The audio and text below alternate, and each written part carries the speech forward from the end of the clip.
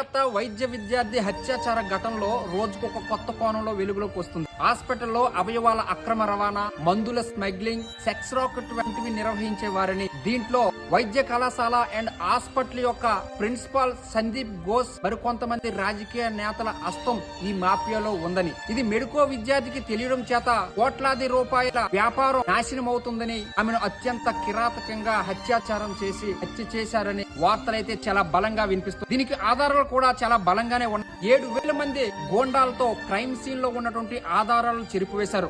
Medico విద్యార్థి అంత్యక్రియలు చాలా తొందరగా నిర్వహించారు. ఆమె చనిపోయిన 18 గంటల తర్వాత పోలీసులు FIR నమోదు చేశారు. వైద్య వ్యవస్థ, రాజకీయ వ్యవస్థ రెండూ కూడా ఆత్మహత్యగా, ఆ తర్వాత రేప్ గా చిత్రీకరించే ప్రయత్నం చేశాయి.